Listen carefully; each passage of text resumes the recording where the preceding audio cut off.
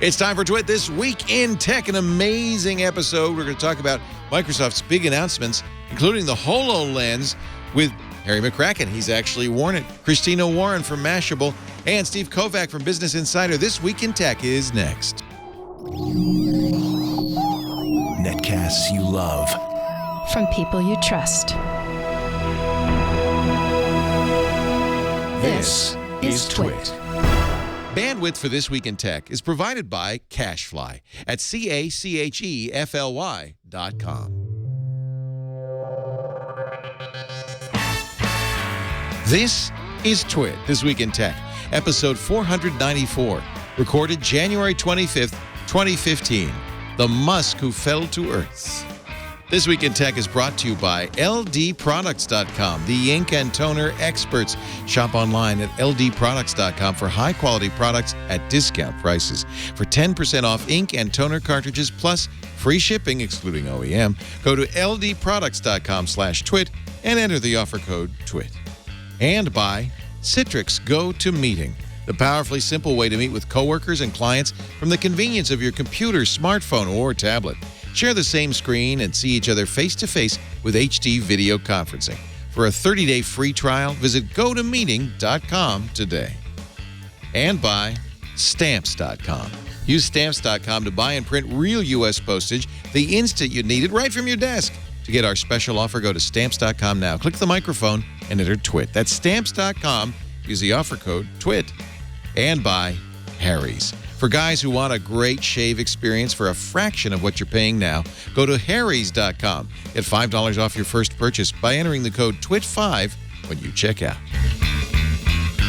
It's time for Twit This Week in Tech, the show where we cover the week's tech news, and we've got the tech journalist here to talk about the latest stories. I'll start all the way to my right, your left, with the fabulous film girl. Christina Warren is here from Mashable.com. Great to see you. Great to be here. Yes, we love the film girl. Also with us, Harry McCracken, the technologizer, now at Fast Company. Good to be here, Leo. Keeping fast company. And Harry was in Redmond for the Microsoft announcement, so we're going to get some hands-on with the HoloLens. Also with us, my good friend Steve Kovach, his second appearance on Twit, and he's out there in polar vortex land. Steve, not quite yet. Soon. On Tuesday. Business Insider. Actually, both you and Christina are getting ready for 2 feet of snow in New York and Connecticut and Long Island. Wow. Do you do anything special for that? Hole up, get a lot of food. Get food. Alcohol. Get food, drink. Drink. Yeah. Do you feel like you'll be stuck inside with no power for days? Not no power, but the trains are going to be totally screwed up, I'm sure. So I'm going to have to work from home. Yeah. Hopefully my internet connection lasts. Yeah. Does it usually? Yeah. It held up during Sandy, during the hurricane. Wow. Yeah. And you're in Manhattan. You're in the city. Yeah. Wow. Yeah, I was lucky. Yeah. I guess the big story has to be Microsoft. On Wednesday, they had an event which they had invited a small number of tech journalists to, including our own Paul Thurrott and Mary Jo Foley, and of course Harry McCracken was there. It looked comfy. You had sofas and yeah, in terms of comfort for an event you live blog, it was like very high end. There were sofas and couches. And were you live blogging from your iPad? Well, I was like most of the other people in that room. I was using a MacBook Pro. This is the thing that cracked me up. Paul and Mary Jo did note this. There were very few Windows machines in evidence. And I have a Surface Pro, which I like, but I didn't know whether I'd have a table or a lap or whether I'd be all crunched up. Right. And I was a little concerned about using like a two-piece device that might fall apart. But it's lappable. They say it's lappable. It's about 85% as lappable as a laptop. But when you're live blogging, you want to remove every possibility of error. And we knew that they would be talking about the consumer version of Windows 10, but Microsoft did come up with some pretty big surprises. First of all, I had thought this was completely unlikely. There were rumors that have been going on for months that Microsoft might give it away, and in fact, they are. Yeah, for the first year, if you have Windows 7 or above, you can upgrade for free. Or a Windows 8 phone. Yeah, that's right. Which is pretty amazing. In fact, this is going to be, for the first time, one Windows for phone, for desktop, for tablet, even for Xbox. Windows 10 everywhere. And apps that can run on any device. And a single unified store, universal apps. This is fascinating. The real thing, though, that surprises me is, isn't this Microsoft's bread and butter is selling Windows? Are they giving it to OEMs for free? Well, in some cases they are, because for the smaller phones and smaller tablets, If it's under 8 inches, that's free those right get now. it for free. I mean, I can't see any way they could ever do that for PCs. Microsoft doesn't say free, by the way. For that, they say $0, which I don't. Interesting distinction. It's They did say the word FREE though for Windows 10. I think that's fascinating. We should clarify, because it's not immediately obvious when they say for 1 year.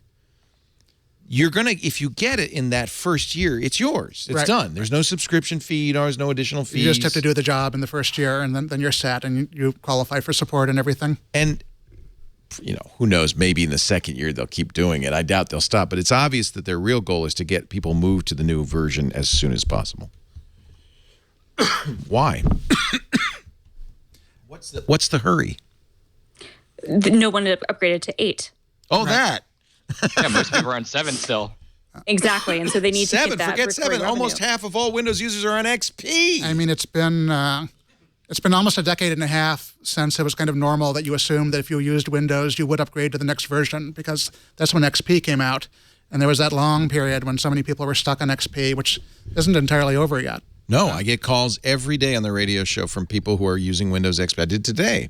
It's not a given that people want to upgrade their operating system anymore. In the past, the way you got an upgrade on Windows pretty much always was you got a new computer. Unlike Apple, where Apple users will upgrade every time there's a new upgrade. They'll take their existing machine, they'll download it and install it. Whether it's free or not, Apple's free now, but even when they charge $30, pretty much everybody just did it. But Windows users were always slow to upgrade. They just basically said, well, then when I get a new computer, I'll get the new version. Which is part of why Microsoft can do this, because the upgrade business for Windows is still relatively small compared to putting it on new systems. So that's, I guess, what I'm asking. Why? So it sounds like Dell is going to still pay Microsoft when you buy a new Dell with Windows 10. They're still going to get some money. They will presumably still be paying a fairly large chunk of change. You can, they put it online yesterday, download the latest technical preview. They're still calling it a technical preview, but this is the consumer version. I don't understand what's going on. It's still called the technical preview. And there's still a bunch more of features which they haven't rolled out yet. What'd you guys think of the UI? I mean, I think in many ways Microsoft is responding to people who hated Windows 8 and 8.1. They got rid of the charms bar. I mean, they realized they screwed up, and Windows 8 was, for the normal people out there, it's just a disaster. You couldn't use it. I mean, I remember one time shortly after it launched, going to Best Buy and seeing a woman just completely confused at the Geek Squad bench. And, I made a big joke about that at the time, but it's true. It was great for people like you and me who can noodle around and we're techie and so forth. But the normal people were scared of it. And this is a step back and, a much more familiar interface this time. And I think it's the right move. I think it's the right move making it free. It's going to be a massive upgrade cycle. So many people still staying at XP, a lot of small businesses still on XP. This is going to be a huge upgrade cycle for them. Isn't that kind of critical for Microsoft? They get business to move. Business has been slow to adopt. I think that's really honestly why they're doing the free year, is that they have so many businesses that they haven't really been able to necessarily move to the latest Office versions. And they're going to have, the next version of Office 365. They're going to want to push people towards that, towards a yearly recurring license rather than a one-off. And I think if they can get businesses who might be on XP or might be on 7 and really had no interest in going to 8 at all to say, okay, for the first year, you can upgrade for free. They might be able to take the bite out of that and convince people who might not otherwise be making hardware purchases. So that's probably why the OEMs are willing to go along with this, because they can say, hey, we can go ahead and sell you, these new systems or do something for you to get you, an upgrade. They need to get business back, because consumers are increasingly, I think, they're kind of going to be, Microsoft's losing them anyway, but they really can't afford to lose business. And unfortunately, the 8 and 8.1 cycle was just a complete and total turnoff for any business to adopt, because why would you want to bother? It's fine on a touch interface, but if you're using it with the mouse and keyboard primarily, it really doesn't work well. And that, I think, has been the biggest advantage that Windows 10 has, is that it finally works really well with the mouse and keyboard, which is how most people in a business environment are going to be using it. I have to say, they not only sawed off the rough edges, they got rid of the charms bar, which was weird, Yep. But you do have a notification center that swipes in from the right that looks very much like the Apple notification center. It does. Swiping in from the same location, although you can add action icons at the bottom, and you can have kind of an arbitrary number of them, it looks like. You can just add new actions. So it's very customizable. I really like that. You can, you've got a start menu. Yes, there are tiles in the smart start menu, but it's much more like the Windows 7. It has Cortana, which is potentially pretty significant. That's a huge one. Now, if you use Chrome on almost any system right now, you can talk to Chrome, right? You could say, OK, Google, and Chrome will respond. But this is system-wide. And you saw the demo. Did you get to play with Cortana at all? I haven't tried the new version yet. So I've used Cortana on Windows Phone. You know, it's like Siri or Google now. It does many of the same things. Different in some ways, I mean, Microsoft plays up the notion that it's more respectful of your privacy because they have this notebook that shows you exactly what Cortana knows about you. And if there's stuff you don't want Cortana to know, you can switch it off. Right. I think that's one. And you can further up. customize Cortana in there and tell her your interest. In fact, it's kind of more like a Google Now than a Siri. If you open Cortana on the Windows Phone, you'll actually get a Google Now style stack of information, news stories, and so forth. It's kind of a hybrid between the two, right? I mean, it has the personal assistance features, but yeah, I think that the big stuff they really target is really the Google Now type of stuff. But as Harry says, it's a little bit more respectful potentially of your privacy. They very early on at the keynote on Wednesday said, "You're not at Microsoft. You're not the product." Right. Clearly, a shot to Google and Facebook. Yeah, they swiped that from Apple, too. Tim Cook said the same thing last summer after that whole iCloud Gate hacking scandal. They came out with that big thing, and he basically said the same thing, and it's a big jab at Google and Facebook. So they totally borrowed that line from Tim Cook. I think it's smart. I think Apple and Microsoft are responding to what consumers have said. We are concerned about privacy, and if Apple and Microsoft could say, well, we offer an alternative to Google that protects your privacy, that's probably a good way to sell. In a way, Microsoft has a head start here.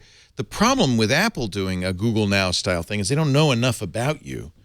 But Microsoft, because of Bing, now you kind of understand why they've been sinking hundreds of millions of dollars a year into their online services. They have been collecting that kind of information. But do you think it's credible that Microsoft and Apple really do protect your information? And I'm not talking about advertisers here, but I'm talking about the one we really worry about from the NSA. Do they do a better job? Is that credible? It's really unclear, and Microsoft did have that issue.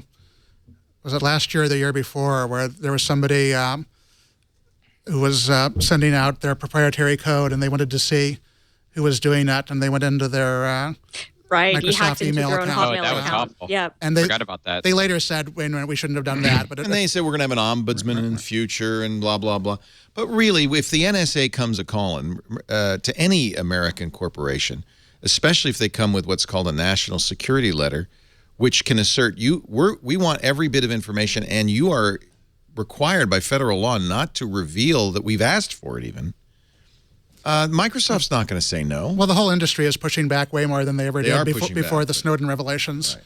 And that includes Apple and Microsoft. I wonder how much Google. of that pushback is for show and how much of it's for real. Well, I do believe they put it through a lot of scrutiny, but there has to be a very high bar that they have to pass when the government comes to them with these kind of requests. But I think what they need to be doing, and Twitter is advocating this, I know, is right now they can only give a range of requests that they get, like 0 to 200 or something, 201 to, and what they're trying to do now is Twitter and some other of these companies, they're trying to say, we want to say exactly how many, because then we'll get a real look, because you look at they're Microsoft not now. even allowed to say how many government requests they've gotten. They can only give the range. They can say somewhere between 0 and 1,000. That's how constrained they are. It strikes me that there's no high bar. All they need to get is a letter from a FISA judge saying, give us the stuff, and that's it. There's no high bar. Any impression that there's a high bar is completely window dressing. Christina? There's a bar if they show it or not, if they actually give that information over. That's the bar they look at. They can still say no to the government. No, they can't. What are you, no, they nuts? can get the request. No, but they don't have. They don't turn everything over that they get requested. Sure they do. Oh. Well, what makes you think they don't? You think they turn over every single request? If it's an NSL, they do. No. They say, no, we prefer not. Let's go argue this in the super secret FISA court. Christina, what do you think? Yeah, I mean, I think that Microsoft is in a precarious position. Go ahead, Sorry, Christina. Steve. I was going to say, I think Microsoft's in a precarious situation more so than some of the other companies because they kind of have two masters to serve, right? I mean, on the one hand, yeah, it is really hard to get an NSL letter and say F you. On the other hand, Microsoft really needs to have the at least appearance that they're taking these things seriously and that they won't hand things over because so many of their customers are not consumers but businesses. And so that opens up, well, no. But and they have a big business outside the U.S., Precisely. And so that makes it very different, I think, than it does for a more consumer-oriented company because there can't be an appearance that they're going to turn their business users' information or their corporate users' information over to the government, whether they're in the U.S. or out of it. They just can't have that appearance, and that's why I think the instance that Harry mentioned, where they tracked down the person who was stealing their own code from inside their systems and went into the guy's Hotmail account. That's why that was actually pretty disturbing because, yeah, they were technically allowed to do it, but it's like we don't want to think about the fact that just because they can, that they will take advantage of those things. And so it's a slippery slope. I would hope that they would be less forthcoming over certain things. I would hope that they would push back as much as possible. But that, I think, has been the biggest problem. And that's why the Snowden documents and revelations continue to be so important. It shines light on just how untransparent this entire process is and how much we don't know from so many different perspectives. Well, and you remember the case which was resolved during the summer. Microsoft was subpoenaed for information that was stored in Ireland. Right. And, of course, that's quite a precedent because it's a U.S. court saying you have to turn over information stored on servers overseas. Microsoft did fight it, but I think they fought it. I think. Yeah, but they're gonna lose. I mean, it's not. Well, I guess it'll have to go to the Supreme Court, at which point they'll lose. The last judgment was from the U.S. District Court for the Southern District of New York, which did uphold the ruling. But my question goes back really to this positioning of Microsoft will protect your data where Google won't. They've been at that for a while. Is that real or is that marketing? I mean, they had the Scroogled campaign, which I think they've dropped that now. They seem to have. Good. Which was more about Google as evil and a little bit less about Microsoft as doing things that are in your favor. And I feel like it's much better messaging if they spend less time complaining about Google and more time actually building stuff which is appealing to your privacy, such as this Cortana feature that lets you turn specific pieces of information on and off. I feel like these companies do know, though, an awful lot about you. And there's two levels of privacy violations. There's one, which Google obviously indulges in, as does Facebook, to sell it to advertisers. And it's kind of the deal you make. You get a free. I mean, those companies give you free services, and in return for free services, you give them information, which they then sell to advertisers. There's the second issue, which I think is more scary. Maybe it's just me, but of the government being able to get information about where you've been, what you did, who you talked to.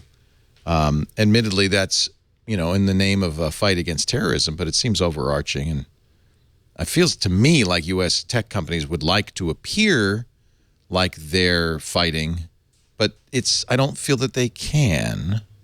Well, right, because it's hard. I mean, the way you could do that would be to encrypt more of the information that you store, to basically make it Yeah. The problem with doing that, I mean, and Google is, to their credit, has been pushing for a lot more encryption stuff. The problem with doing that is that if you cut too much of that off, and that first thing you're talking about, they don't get the information either. Yeah, precisely, and that becomes the big problem. And I think that is maybe the one area where Microsoft or Apple, to a certain extent, could kind of take the high ground if they could say, like Apple does with iMessage, hey, we're not selling this to advertisers, and we're encrypting this ourselves. So even if people ask for it, the law enforcement agencies that want to get access to iMessage stuff, Apple's like, yeah, we can't help you. It's encrypted. I think that that's kind of where the balancing point comes into place. It's just a matter of how much of that information can you maybe separate, and that's what Google, I think, is really trying to do. They're trying to figure out how much of this meta stuff can we separate, and then how much of this hardcore, what you would consider really personal information, can we keep behind an encryption, and then that's kind of going to be their go-to defense. If someone's asking them for the keys, they can say, actually, we can't do anything because it's on the client side, and we're just as lost as you are. But it does kind of open up that chasm between the two philosophies. It's like, on the one hand, we protect your privacy. On the other hand, we need to disrupt your privacy in order to make money. Right. Well, I'm excited about Windows 10. I feel like somewhat Microsoft has got its mojo back. By the way, the Windows Insider program allows anybody to download it. If you Google Windows Insider program, you sign in with your Microsoft account, and they are offering you the latest build of Windows 10. You probably should install it on your production machine, although those who have, are you using it? It's pretty stable. Say it's pretty stable. The big issue is a lot of the stuff they showed is not going to be available in this preview. It'll come out over the next few months. They say join the Windows Insider program and be among the millions of PC experts and IT pros around the world who are helping shape Windows 10. If, however, you think an ISO is some kind of yoga pose, this program may not be right for you. But they do give it to you as an ISO, not as an EXE, which is so nice, thank God, because half the time they don't. And if you're trying to install it on a virtual machine, you're out of luck. Perfect. But they do actually let you download it as an ISO. VirtualBox, VMware, all of them will handle that ISO very nicely and easily, and it's the easiest way to do it. And probably that's the best way, I would say. Do it in a virtual machine. You're not going to corrupt your... You can install it on your Mac? Yeah, put it on your Mac. So cool. So we have a copy, I think, floating around somewhere. I have to borrow it and install it. So Cortana, a new interface. The desktop is back. What else is new and of interest in Windows 10? The new notification thing. New web browser. I was interested Spartan, yeah. Let's talk about the Spartan project. Then, what are you interested in? I was interested in the phone aspect of it. I mean, they showed a lot of people were freaking out about it, and they showed a lot of cool stuff. But I really don't think it's going to solve the big problem, which is apps. And they claim this unified. Well, they claim that, but are you really going to see? And they say, well, okay, it's the same thing. Apps run everywhere. But are you going to really see Snapchat, for example, start making an app for a desktop or a tablet just so they can get it on their phone because they can plug in some user base? I don't think so. Mobile apps are still way different than they are in desktop. I guess you're right. I mean, I just don't see that happen. People who are already writing for Windows desktop will be benefiting because they'll write once and it'll run. It can run on Xbox and on phones and on tablets. But you're right. If you're a mobile developer, there's not much incentive for you to go write for Windows Phone. Exactly. It's not going to make Instagram start taking Windows Phone seriously. You look at Instagram's desktop product, it's just a crappy website that you go and scan through your photos. It's going to be the same like that with so many other mobile developers. I just don't see them adopting it. Even now, Instagram finally did come out for Windows Phone. It's kind of like the last version of Instagram. It's not the most. It's not the most recent. Still in beta. Yeah, you're not really getting a full Instagram experience. In fact, I have my 1520, which I think is a great phone, the Lumia 1520. It's so big. I like big phones. I like that phone. 6 inches is just right for me. But you're a smaller person. I'm a large man. I don't know how big you are, Christina. I've never met you in person. Oh, yes, I have. Yeah, we have, but I'm like 5'4". Okay, see, so you wouldn't want a phone that's bigger than your head. No. But me, it's just a small portion of my cheek structure. Just like this. It's not bad. Anyway, I love the 1520. Great camera. I love it that I'm going to be able to put Windows 10 on it this fall when it comes out. I think that's great for free. And you just burst my bubble, Steve, because I was excited that maybe more apps would come along the pipe. But you're right. If you're a mobile developer, nothing's changed. Makes no sense. And those are the apps people want. Yeah. And they're not going to be there. That's what's missing. Yeah. Windows Phone is still in a tight spot, and it's just hard to figure out what Microsoft could do to get it out. It's so good, though. I have to say, it's elegant. If it had the total number of apps that Android or iOS had, I think it would be a very credible contender. Don't you? Totally. I agree. I mean, yes. It's certainly way it's a better. Good system. It makes me cry. Well, not literally. It is sad because I think, generally speaking, in technology, when you make something good, it does well. That doesn't seem to be true with smartphones yet. Harry, you've been in this business long enough to know that that's absolutely not true. I could think of 100 technologies that were better than what were you. BOS. Well, I was about to say BOS. I could think of so many things that were better but didn't have the marketing or whatever. There have been tons of things that were technologically superior, but I think when you build something that's a better experience for a consumer, which I don't think BOS was, all right, they tend to do well. Windows Phone is. Arguably, yeah. But there just may be only room for 2 major mobile operating systems. It was too late. It wasn't anything wrong with it, just too late. The best thing Google ever did was to have a reasonably modern mobile operating system before Microsoft did. I think Microsoft should do what the new CEO of BlackBerry is doing and ask for legislation. Oh, my God. Did you see that? Oh, my God. That was so ridiculous. It's the most insane thing I've ever heard in my life. So, way to stay relevant. I roasted him this week in a post just because that was so out of line. John Chen, who's the new CEO of BlackBerry, he's calling for app neutrality. He says it's unfair that developers pick and choose which platform they develop for. That they should be required to develop for BlackBerry because spinach. I don't know why. Because I mean, I thought Mike L and the other one, Jim, used to. They were funny. They were funny, but they would say idiotic things. Yeah. They would just say dumb things, or they would cry on the BBC and say, "Get the camera out of my face." But this has to be the dumbest thing any BlackBerry CEO has ever said, and that's a really, really strong statement to make. But oh my God, can you imagine? But it is. But can you even imagine a Canadian company asking the U.S. government to mandate that app developers make apps for their crappy platform that no one wants? He wants to close the app gap.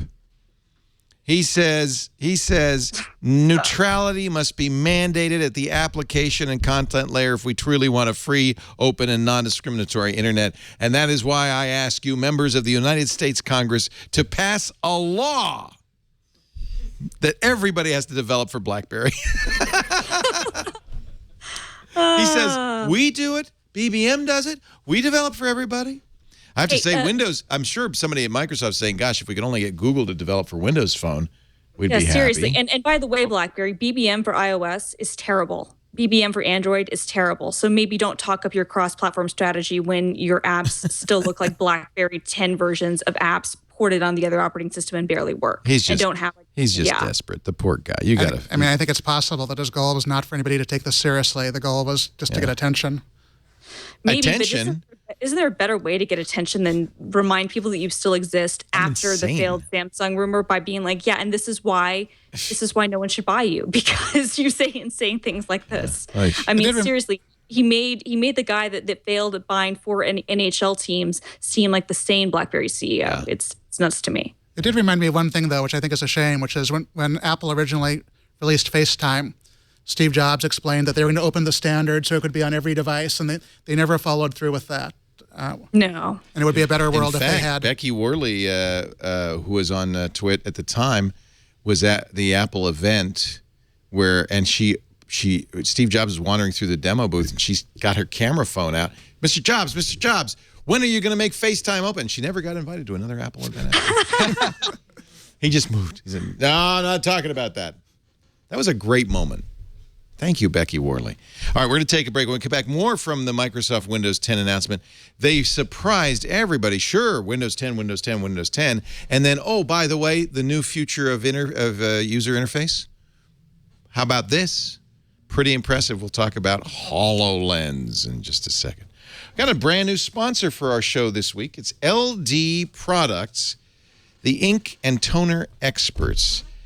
When you need high-quality printer ink and toner cartridges, LD Products, they do sell the manufacturer's cartridges, but better yet, get the LD, the quality alternative. Some products as much as 75% off OEM. They've been in business for 15 years, since 1999. They're BizRate customer certified, a Google-trusted store, 1 million orders a year.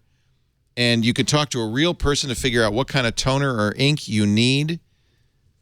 The customer service department is so nice. They talk to you like you're speaking to the CEO's mom. I could help you with that.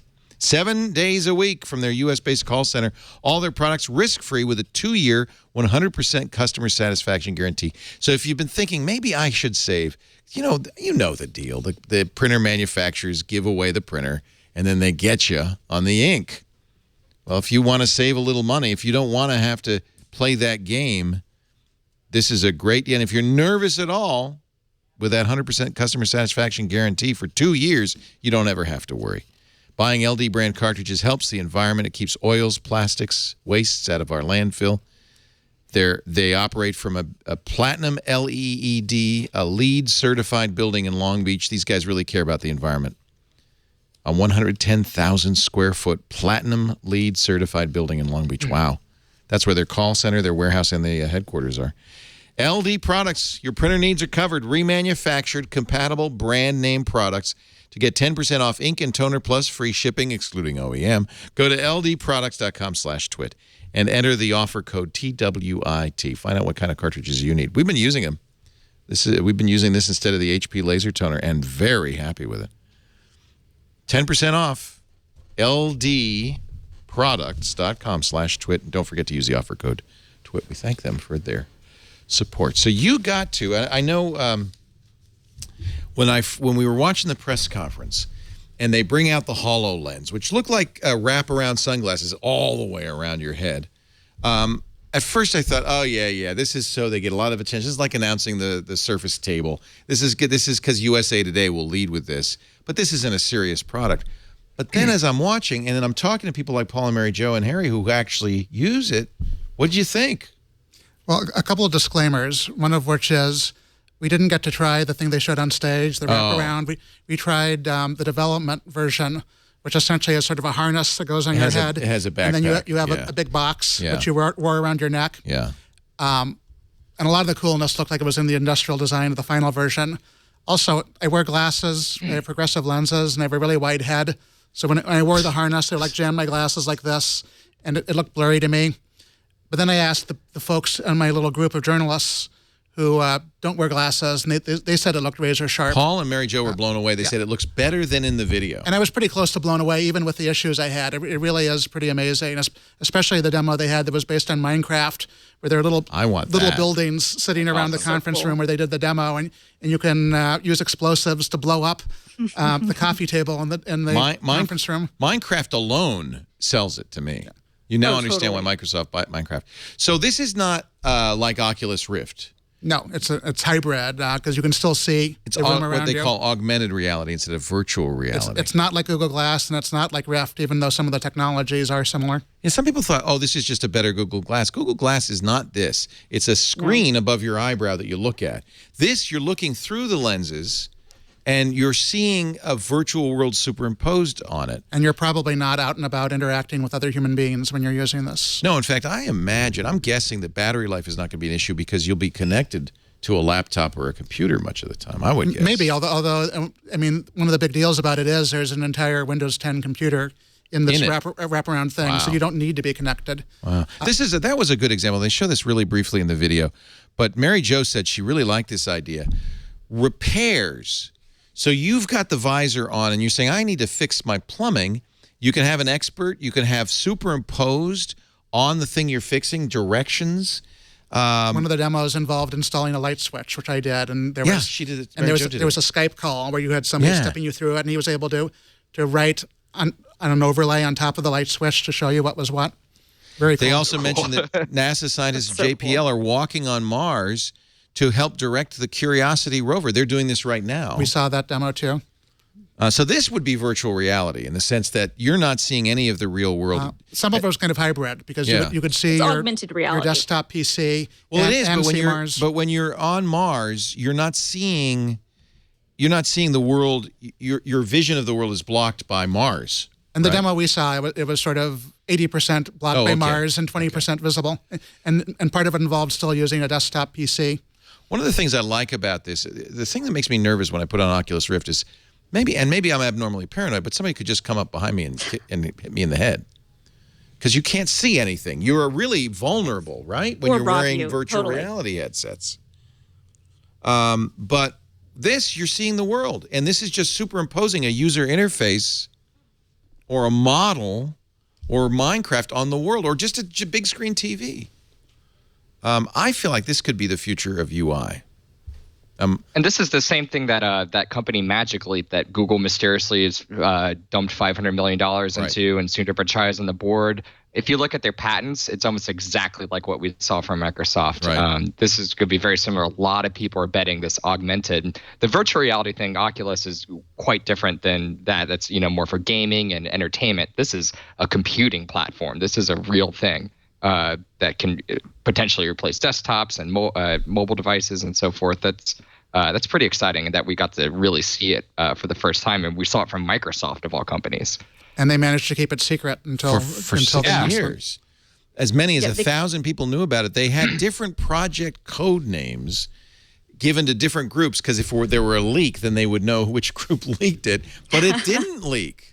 I got the sense talking to some of the people who were doing the demos for us that some of them only knew about the aspect of it they had worked on, because if you asked them any question that was at all off script, they seemed kind of clueless, and I think that might have been genuine rather than them continuing to keep secrets. There's a few problems I can see. For one thing, user interface that requires your hands held out in front of you is limited in the amount of time you can.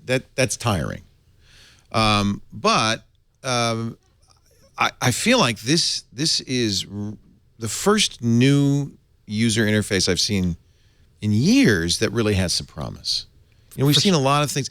I had the Leap Motion thing where you, the Google Glass, none of that stuff really sold me. This really, and people who've tried it, agreed this is more than just a gimmick. And you can also use it with a keyboard and mouse if that is I think you would in many cases. Yeah. I mean, there are certain things, like they had a demo of sculpting 3D objects where using your hands made total sense. Is this a gimmick, Christina? I don't think it is. I think that, execution is obviously going to become the really important thing, and having that killer app right out of the gate. I was reading something, I think John Gruber linked to it earlier this week, that someone who had worked on Kinect at Microsoft mentioned that, it's kind of scary when people say, I can't wait for developers to get their hands on this, because the answer really should be that you already have products that exist even without developers that can be sold on the basis of just the first-party apps and first-party experiences that come out of the gate with something. And I think that's an important thing to keep in mind. But I don't think this is a gimmick. I think that, so many companies have been investing in kind of this virtual reality, augmented reality, kind of future UI stuff. And Microsoft has come out of the gate and shown something that, frankly, just the demos we've seen and talking to people like Harry and Lance Ulanov, who went for Mashable, who have played with it, have come away really impressed, and people who went in skeptical were really impressed. And that's how long this will take and what the potential here is, I don't know, but I think the potential is very real. I don't think this is just a gimmick, as long as out of the gate there can be some sort of use case that makes itself apparent, and it's not one of those, now let's just wait for people to build stuff for it. I do also think that, unlike Google Glass, where the idea was we're going to force everybody to use this all the time and be out in public with it, and it'll become an extension of yourself, Microsoft is very much saying, this is something you use indoors. This is something you use for certain experiences. It's not something you use all the time.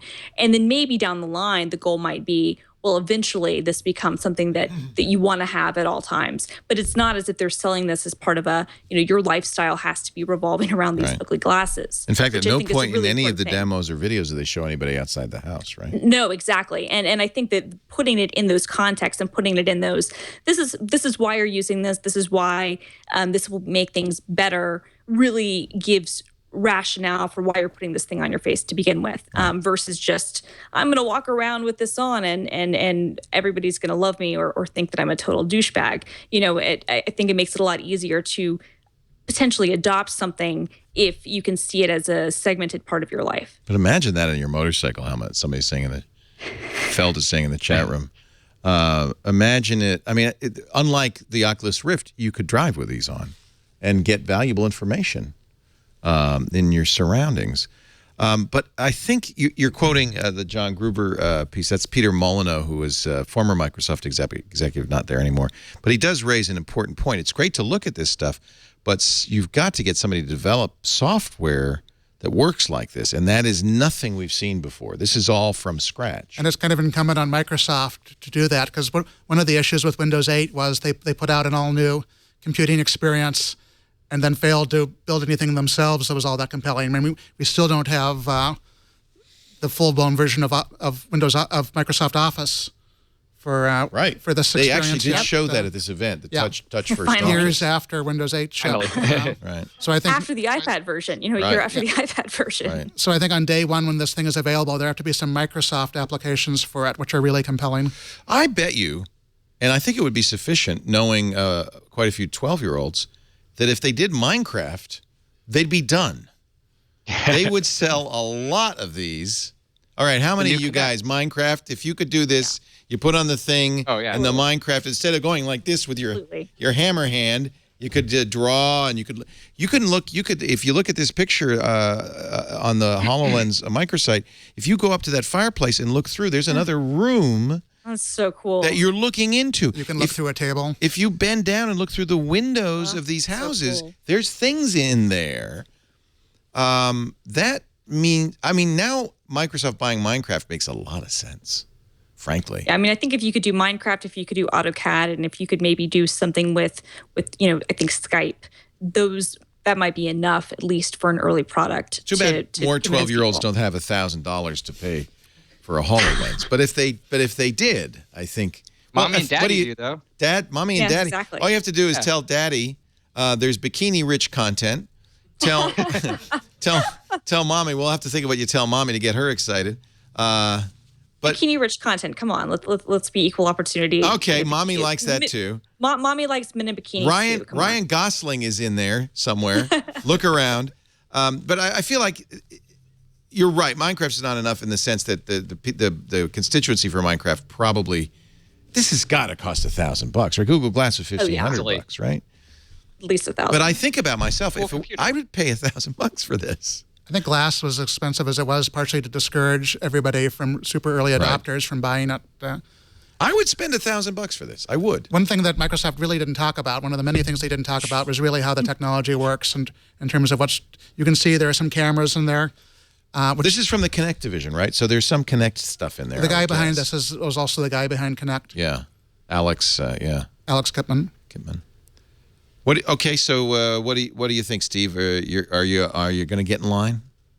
Oh, I'm definitely going to try it out at least. I mean, my colleague Matt Rosoff was also at the event, and I mean, he wrote this in his hands-on experience, and he was telling me, he's like, I haven't seen anything like this transformative since I first touched an iPhone. That's kind of how I feel. Statement. Yep. I kind of feel that way thing too. To say. Yeah. And so that just got me super excited because, I mean, I've tried Oculus. I got that whoa factor, but I don't see it as a computing platform. I see it more entertainment and social and gaming, of course. Yeah. This is everything. This is gaming. This is, productivity. And you just take the long view. I mean, this is really close. And I think another interesting thing is this is the first time we're seeing Microsoft kind of show us something in the experimental phase. Kind of do it. That's very Googly. Google showed us Glass. They show us self-driving cars and tell us all these crazy projects they're working on that probably will never come out.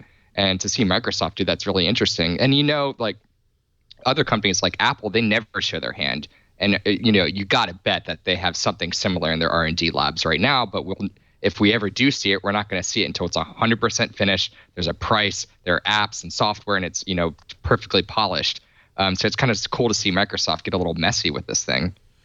I feel like by keeping it secret for 6 years, they kind of got the jump on some other companies. Yeah.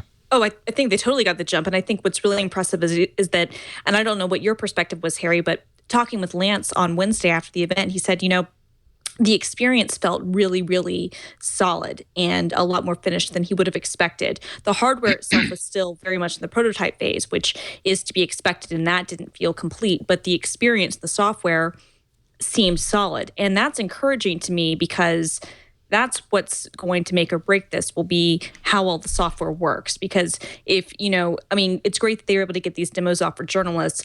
Obviously, it will have to work in the real world beyond that. But if they're able to come to market, even with something that's experimental, to Steve's point, that can work, that actually doesn't just seem buggy as hell and actually has a solid chance of actually being able to do something. Yeah, I think that they have a humongous advantage and a humongous leap ahead of everybody else in this particular space. My experience actually was kind of buggy. There were some instances where it just didn't work, but they have to be pretty close to done with this because they said that it will ship in the same time frame as Windows 10. This fall. Which means this year. This fall. So they have to be really close. And they have to have a lot of other stuff figured out, which they did not tell us about. I assume there will probably be another event where they lay out all the details about this thing. The event you want to go to is at the end of April is Microsoft Build, which is their developers conference. And I would guess that's where the other shoe will drop on this, where the SDK comes out, where maybe even they put a few of these under the seat. Because if you want to get you do need developers to write this stuff. You do. I mean, one thing, I mean, this is just anecdotal, but developers that I've talked to who have been not interested at all, including my husband, in building anything, for a Microsoft platform, I got him watching it, and he doesn't really pay attention to the news events, and he started watching it and was like, I want to build for this immediately. And there were a number of developers I spoke to who were saying the same things. And so whether it's just kind of the euphoria of this or not, that was not the reaction that I got from Google Glass. There was more of that with Oculus, but most of it was gaming related. Whereas this, I think you see a lot of different disciplines of people who can build software, who see a lot of opportunities. I don't want to draw the iPhone, analogy too close, because I think it's a different thing. But kind of the same way you saw a bunch of people who never saw themselves wanting to develop for Mac OS X were interested in the iPhone. Microsoft has the potential, at least, of being able to bring in people who might not be interested in developing for Windows 10, but would be interested in developing for HoloLens. I have to say, when I was never impressed with Oculus Rift. I bought the Kickstarter and bought into it because I believe in VR, and I want VR to be real. But there was a little whoa, and then there was a little I'm nauseous. I always thought that augmented reality, not virtual reality, was the way to go. I always wanted a heads-up display. I always thought that maybe that's that paranoia about being hit in the back of the head, but I just feel like people don't want to isolate themselves from the world. They want to superimpose information and data upon the world. And this is it feels like such a natural way to do this. And I know none of you are developers, but I'm curious what do developers might be thinking. What does your husband think? How hard is this going to be to develop for? Yeah, I mean, that's going to be the big question, right? I mean, who knows? I mean, they're making it seem like you can take any Windows 10 app and adapt it for this sort of environment. And that might be true to a surface level, but that's going to require people to start thinking in different dimensions and in different axes and in different scenarios. But that's also exciting, right? Because for the first time now, we're talking about this, seems like the first new UI that we've seen in decades, maybe. Since the mouse, exactly. And so that's really exciting if you're thinking about, okay, well, how do I now approach how to do some sort of interface, or how do I now approach how to get something done? I mean, that opens up a tremendous amount of opportunity for people who really like to get in and play with stuff. Yeah. Exactly. But Harry, you and I are old enough to remember the stumbles that we saw when when people tried to develop for the mouse, when the people tried to develop for touch. Yeah. It takes a few years before people really get it. Yeah, I mean, the mouse was invented in the late 60s, and it was the mid-'80s, or maybe even a little bit beyond, before it was really widely used. And it wasn't great. Frankly, until the Macintosh came out, it wasn't great. Yeah, and people were still making fun of mice, even like in the late 80s. Dvorak. People were saying they were silly. Yeah, Dvorak. I don't hear a lot of people saying it's silly, the HoloLens is silly. And I have to say, a lot of times at keynotes, there is this buzz. It doesn't, not just Steve Jobs, but in general, I often come off of keynotes excited and jazzed for the future.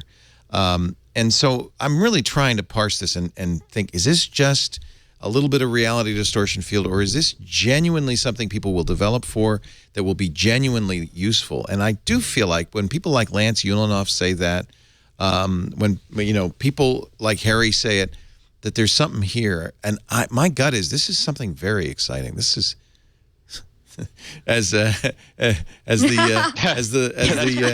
meme says, shut up and take my money. Yeah, totally. Can they make this for $1,000, Harry? My guess is it might be less than that. Really? But again, it's a little bit hard to know. It's a PC, right? I mean, it's a PC. It's some sort of PC. We really don't know much about the components inside it. Yeah, what is the technology to project that? Is it projecting? What was your sense? Is it projecting on the lens? It's projecting on the lens. And there are some sort of cameras that basically understand the surfaces in the room. So it can see there's a table here, and that it should project the Minecraft building on top of that table. Do you remember the weird demo that got me so excited with Xbox One of the Illuma room that Microsoft did? Oh, that was awesome. Yeah, that was so cool. This actually feels like the Illuma room. Like maybe they were teasing us.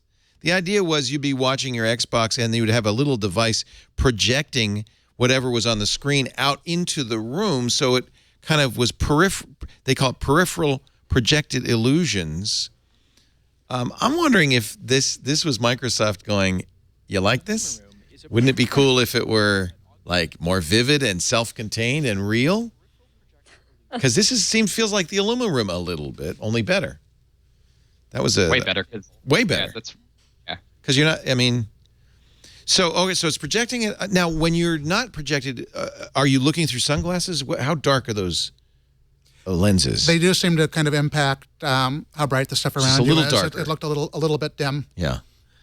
And did you feel like the frame rate was fast, or did it even matter? Because unlike an Oculus Rift, where frame rate is everything, you're still looking at a full frame rate room. The frame rate was good. It's a little bit hard to describe, but there's sort of a rectangle in front of your eyes, and it's rendering stuff within the rectangle. So if there's something going on over here, I have to turn my head so that space is in the rectangle. I won't render it. So it's not trying to render everything around. It's not peripheral. It's not like Rift where it's rendering everything around you all at once. It's rendering the stuff right in front of your eyes. I feel like interacting, and there must be cameras seeing your hands, because your hands, you can tap, you can point, you can move. You hold up your hand like this, and you go like that, and that's a mouse click.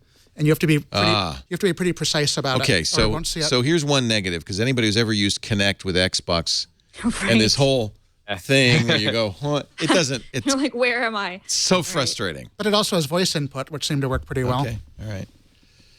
Very intrigued. All right, we're going to take a break, come back with more whatever's left from the Microsoft announcement. There was a big-ass TV, the Surface Hub. We could talk about that. Anything else? Any other impressions you got from the Microsoft demo on Wednesday? And lots more tech news. Harry McCracken is here, the technologizer from Fast Company. Great to have you back, Harry. Christina Warren, who is the film girl, at film_girl. She's at Mashable.com. I loved, and we showed it on the show, your video of trying to get the iPhone 6 caught in your hair. I loved that. Fun. I can't do it now. My hair's too short. It is. No, but we couldn't do it. We tried. We could not get it done. Loved it. And then you've been doing some great videos. What was the other one you were trying? You were eating. What was that? I chugged a Surge on camera. Oh, that's right. It was that horrible power drink. And you had your colleagues do it too. Yeah, they were all wusses, and I chugged it in one shot, and I was like, You were very impressive. Much time spent chugging things, I guess. Sodas, yes. I drink way too much carbonated soda. What can I say? Stay away from that stuff. I know. I need to stay away from it. It's bad. Also, watch me chug Surge. Also, I'm gonna wait a minute, here's the video. We'll also here with Steve Kovach from BusinessInsider.com at Steve Kovach. Surge is back. What was Surge, by the way? It's disgusting. It was Mountain Dew. It's Mountain Dew. No, it wasn't. It was more like a more citrusly flavored Sprite. It was a Coca-Cola product that came out in 1997 and was sold until 2002. And it's back now if you can buy it directly from Amazon. And so we ordered some. Should we buy some? Yes. It's pretty good. It's not bad. I want to find Christina. It's not bad. And yeah, so they start cutting in. Everybody else is drinking this and is complaining. And then they just show me drinking. She powers it down. I'm just powering it down. Jug. You didn't stop. You didn't breathe. No, I didn't stop. You didn't put it in a glass. Nothing. Nope. Look at you go. With like some fries that you found in your cup holder. Forgot were there. Oh my God. You're gonna drown. I'm gonna drown. And look at her eyes are getting bigger. Protein. No, it was hurting at that point because it's so carbonated. And then she crushes the can. I'm into it. That is. But next time on the forehead, okay? Yep. Next time on the forehead. No, I did a Surge 12 in one take, and and I have. The reason that my face was looking like that was basically because I was afraid that if I opened up my mouth, I was afraid I was going to throw up. Yeah, that's right. Yeah. Our show today brought to you by Citrix GoToMeeting, the way to meet with clients and coworkers. Sometimes you don't want to be in the same room with your clients and coworkers, especially if they've just powered a whole Surge down. You might want to get on the other side of the room from them. The way we work today with people, they're not in the same room. They're all over. Clients, vendors, coworkers. They're not in the same office. They're not even in the same city or even country sometimes. But you don't want to travel. You don't want to waste the time or the money. And communicating by phone or email, it's not personal. GoToMeeting. Citrix GoToMeeting is personal. It's the best way to meet from the convenience of your computer, your smartphone, your tablet. You can see it is used all over the world. You pay one low flat rate and hold as many meetings as you need, as long as you want, with anyone, anywhere, in one virtual space. Share screens, present in real time, turn on webcams to see each other with high-def video conferencing. You will engage, you will connect as if you're in the same room. We use it every meeting. We love it. Try GoToMeeting free right now for 30 days. Visit GoToMeeting.com. All you got to do is click that orange GoToMeeting try it free button, and you got 30 days free of GoToMeeting. You don't even need to give them a credit card. GoToMeeting. I think this, this is the kind of thing, and you can bet the folks at Citrix are getting the HoloLens, and this is the kind of thing that would be amazing to put on a HoloLens and see people in the meeting and then see the screen. And can't do that yet, but soon. GoToMeeting.com. Try it free for 30 days. We thank them for their support of Twit. Anything else? What about this? Do we care about the Surface Hub? It looked kind of cool. I do. I thought that might be kind of the sleeper out of the whole event. Interesting. This is the Perceptive Pixel screen, right, that they bought. 55 or 84 inches. 84-inch. Built-in Windows 10 computer, touchscreen, a somewhat tweaked version of Windows 10. The ability to, special pens that let you take notes like a whiteboard. It automatically sends all of those notes to everybody who was in the meeting. That's nice. Very easy sharing of your computer. But you can't watch TV on it. It seems like such a waste.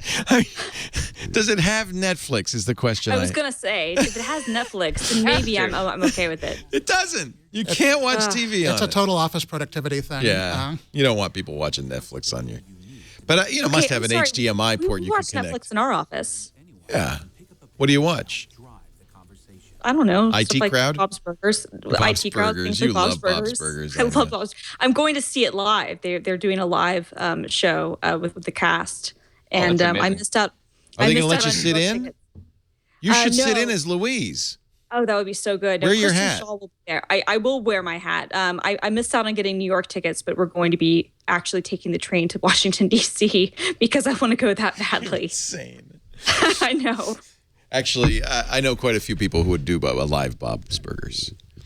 Absolutely. But back to the Surface Hub. back to the Surface Hub. You can't watch Bob's Burgers on it, but you could design a future chair. Right. Yeah. Maybe we could design a future cartoon series. But aren't there a million things like this, Harry, in the business world now? I mean, I've seen screens like this for ages. We had something at Tech TV. We tried to use something very much like this. I mean, over the years, there have been a variety of them. And the potential of this is that this is a product that it makes sense for Microsoft to use because from the hardware to the operating system to the services, it's integrated. They tweaked the Windows interface for this. Is that, Jan, a symbol of your reaction to this? But I'm not an enterprise guy. I do think it's interesting that Windows 10 can be in some ways, this is a proof of concept that Windows 10 can be modified to fit different situations. It's just a little tweak. Like the start menu appears in the middle of the screen, so you don't need to flail around to hit stuff. I have to say, I have seen a lot of these where they're just using stock Windows, and that is not a good solution. That's what they've been for years, and it's not so cool. This also reminded me of the original Surface Table. Speaking of Microsoft things that really looked like they could be game-changing and turned out not to be. When that came out in 2007. $40,000.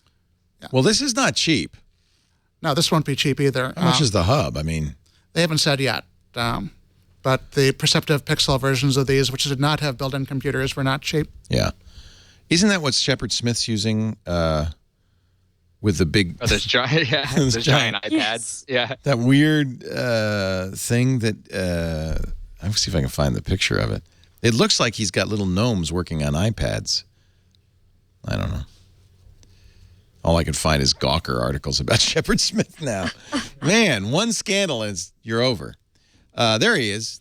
There it is. Those are Perceptive Pixels, right? I think they something are. Similar. Yeah.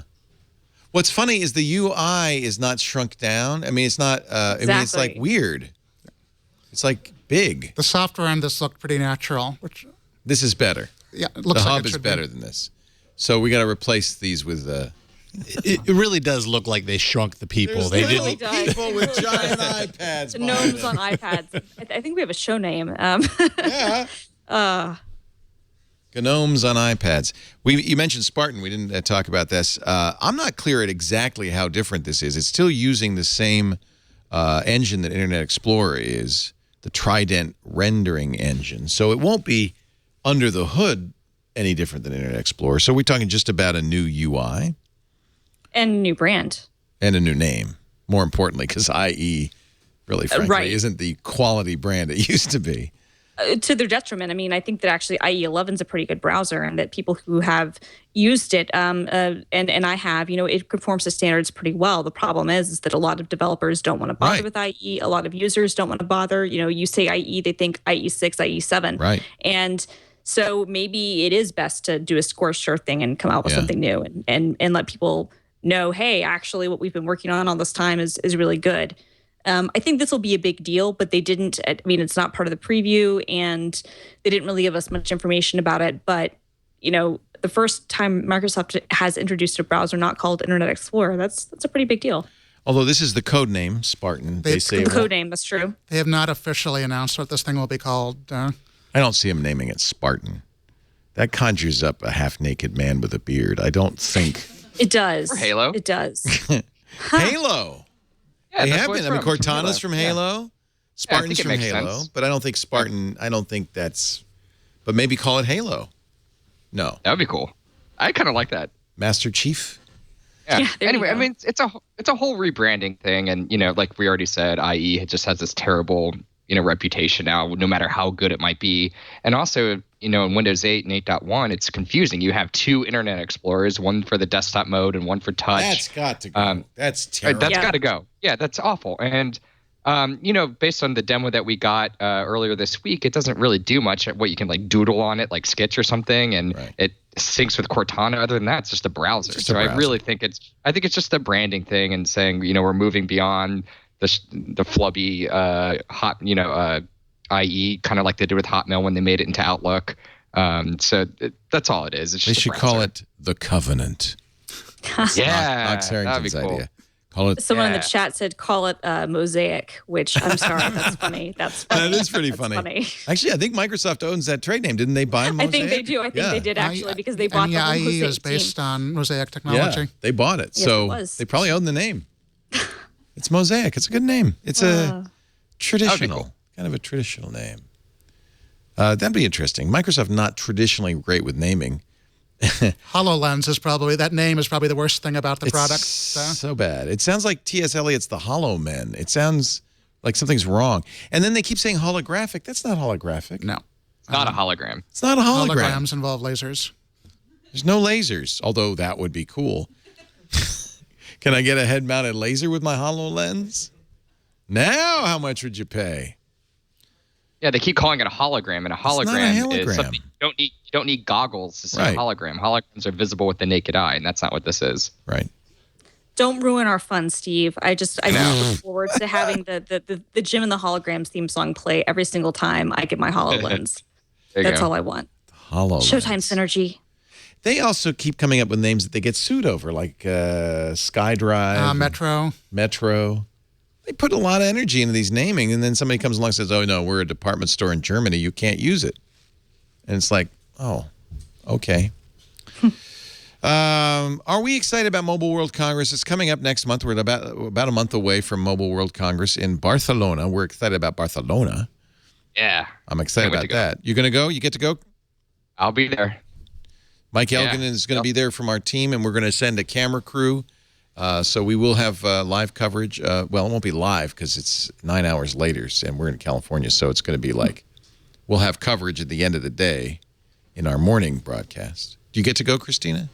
I'm not going this year. No. I'm not going this year. I've gone in the past. But it's pretty cool, isn't it? It seems like it's a cool event. It's a great show. It's a very cool event. I mean, it's a big phone show. And what I like is that it truly is a mobile world Congress. Right. The international presence is so big. In our North American bubble, we often forget about these huge companies that slowly kind of take over things. And it's really nice to get the perspective of Asia and of Europe and of other parts of the world that usually we kind of ignore. Well, and we didn't see much phone action at CES, I think because of Mobile World Congress. Exactly. Are you going to Barcelona? I'm not going, but I think it really is the most important single big tech trade show. It's become now the big show. CES still matters, but not as much as Mobile World Congress. Yeah, just because phones are the single most important device. Samsung is expected to announce the Galaxy S6, the next generation of its flagship phone. Some rumors that they weren't going to use a Qualcomm chip in it, that they might use their own. In fact, internationally, Samsung often uses their own Exynos chip. But in the U.S., they've been using Qualcomm. Latest rumor is that Qualcomm is, in fact, developing a special version of the 810, their 64-bit processor, Snapdragon processor for the Galaxy S6. Also rumors that it will be less touch-wizzy. Nobody will cry about that. That's Samsung's customization to Android. Every generation of Samsung phone, most recently the Note 4, has been less and less touch-wiz, more and more kind of stock Android, and I would love to see a move in that direction. And maybe a better touch sensor as opposed to the one on the S5, their equivalent of Touch ID, which is terrible. Oh, the fingerprint thing is awful. You have to like slide your finger very precisely down the middle of the button. I have a Note 4, which I love, and I have to say, even with the wonky fingerprint reader, that's better than entering a password. And you can use it in a lot of places where you would enter a password. But yeah, you have to. It's like a pill, ovoid kind of shape, and you have to slide your finger on it. You can do only 3 fingers. And a lot, I mean, almost every time you have to do it 2 or 3 times, right? Oh, tilt your finger a little more that way, a little more that, and you contrast that with Touch ID, which works so well. But doesn't Apple have the patents? I mean, can Samsung make it better? Yeah, I've heard from people at Samsung that part of the problem is the patents, and they'd have to find some kind of workaround, whether it's through software. But Apple has that Authentic technology. They bought Authentic. Yeah. So that just blows everything away. Yeah. I mean, Synaptics is a company that has a lot of technology here too, which I think maybe Samsung has been working with. It is real. It's the Samsung Touch sensor is the same kind of thing that you saw in Lenovo's. We've seen these for years. You swipe it, and it was such a revelation when Apple released Touch ID, and you just lightly place your finger on it. You don't have to move it, and it almost always knows that it's you. And it's gotten better, Touch ID, over the past year. So on the software level, they've just been able to make it so much better just in iOS. That's amazing to me. Yeah. It's just compared to what it was like a year and a half ago. So I don't know if anybody else does this, but since, Steve and I are both about to be facing the brutal snow, I have trained a few of my capacitive touch gloves. Yes, those I've used the glove fingers. I've trained them to work with Touch ID. Yeah. You can't do that. Awesome. What do you mean? Do you have to use the same glove each time? Yeah. There's no whorls and swirls in your glove? I'm not sure how it works, but I've been able to get it to work, and it's awesome. That seems like that undermines your security a little bit. It might, but I don't care because it just means I don't have to. I'm like, awesome. I've got my little thumb on. Fantastic. It's so funny, though, that there's so many people who don't really get why Apple Pay is a good idea. There's so many stores where you use. Well, John just experienced that. Where was that happened to you? Lucky Store, the grocery store here in California. He used his Touch ID, and it said, okay, what's your PIN? No, first it said cash or credit or debit, because I guess you used a debit card. So then it has to add, it's not like just touch and go. Then it's going to say, well, okay, do you want a credit or debit? And he said debit. No, okay, what's your PIN? So that's not much. Do you want cash back? It's much better than now there's a lawmaker in Missouri who says he wants to make a law in Missouri that you have to show ID when you use Apple Touch ID. You have to show your driver's license. Otherwise, the merchant will be held responsible. Oh, for frack's sake. For frack's sake. For crying out loud. Representative Joshua Peters of St. Louis requires customers to show a state's driver's license or other identification when they use a mobile wallet app or other electronic payment system. We just want to make sure it's you. You could be using a glove instead of your fingerprint. This is true. You could be. I think when you use your glove and it works, they should haul you in. And they should take DNA to make sure it's you. I think part of this, though, you got to figure there's a little bit of lobbying going on from merchants who say, but with Touch ID, we don't know who it is. We would really like to know who you are. And in fact, this bill will record the driver's license number in a database. Oh, that's nice. That's nice for our politicians to really care safe. So much about our transactions. I was going to say, thank you. Thank you so much, Mr. Missouri guy. I really appreciate it. Joshua, what's your face? Thank you. I think, Walmart got to him. Yeah, I think so. I think that we should look to see who his Who major donates. contributors are. Exactly. Who donates? 'Cause MCX donates to MCX lobbies him. Yeah. HTC is expected to announce a new device at Mobile World Congress to replace the very beautiful, highly reviewed M8. You can no longer get a Google Play edition of the M8 on the Google Store, which means there is no longer any GPE version of any non-Nexus device on the Google Play Store. That's kind of sad. But maybe I'm hoping this is preparatory for a new Samsung phone, a new HTC phone. I wonder what HTC can do, though. Phones are like pretty close to perfect, aren't they? More battery life? Really nice. Yeah, that's the big thing. More battery life. I don't know what else. Yeah, that's a shame about HTC. Why is that? And shame about HTC is they make such good stuff. I mean, a shame that nobody buys their. Yeah. They're better than Samsung. Depends. I think they're better than Motorola too. The M8 better than Moto X, and no one's buying it. It's ridiculous, and it's so sad that this. I meet with these companies all the time, and HTC, they have such focus and such a great vision, and no one buys into it. It's just they're losing out. I really think just Samsung ate their lunch by outspending them on marketing, and that was that. Well, maybe now that Samsung's stumbling, there is an opportunity. Among other things, they say that I think one mistake HTC made with the M8 was the 4-megapixel camera. And I know you can make a long case for why the ultra pixel makes sense, but people just go, no, I want a 13-megapixel or better camera. According to rumors, the M9, which will be announced at Mobile World Congress, or maybe even sooner, will in fact have a high megapixel camera.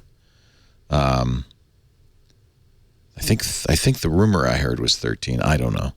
I hope it still has the boom sound, the dual speakers in the front. Although I think it will. Somebody pointed out that that's a bad idea because what do you think of this?